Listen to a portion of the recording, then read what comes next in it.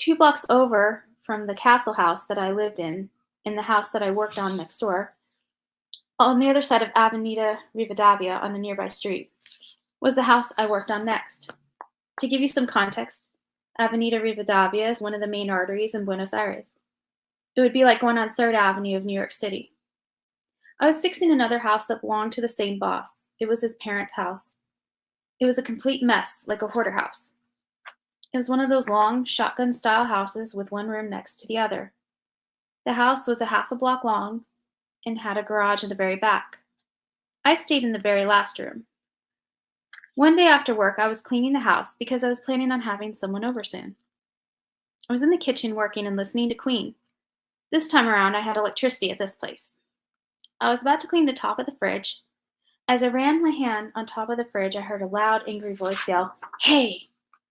I stopped what I was doing and froze. I thought to myself, what the hell? So I shut off the music. I sat there for a moment wondering if I had imagined the voice. So I go back to cleaning the fridge.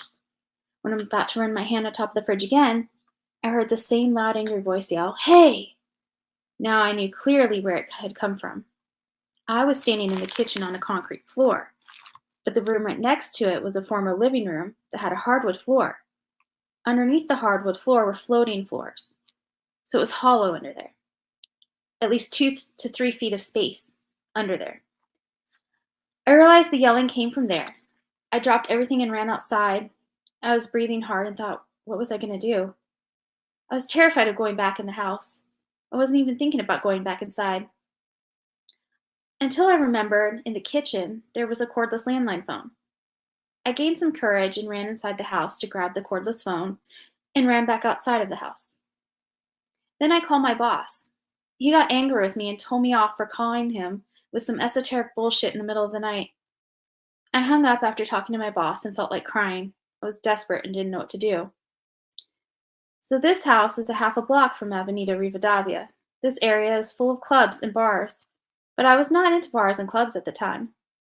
The half a block where the house was located was super dark, and I'm in a very antique house that was at least 100 years old. I was a 17-year-old boy, terrified out of my mind in this moment, and half a block away I could see people having the time of their life by the bars and clubs. They were laughing and having fun while I was dealing with this terrifying situation. And I couldn't go tell anyone. They wouldn't believe me, and they would just laugh. So there I was in the darkness, not knowing what to do for about 2 hours. Eventually I ran inside the house, ran quickly to the last room, which was my room, and locked myself in. I stayed there until the next day. When my boss came to the house the next day, I told him about it again, and he said, "Yeah, my sister used to sleep in this room, and she was always saying that someone was calling her from underneath the floor." That was the same day I moved out of that house and back to the castle house with no electricity that I had just come from. And I never opened the floor to look. And to this day, I don't know if my boss did or not either.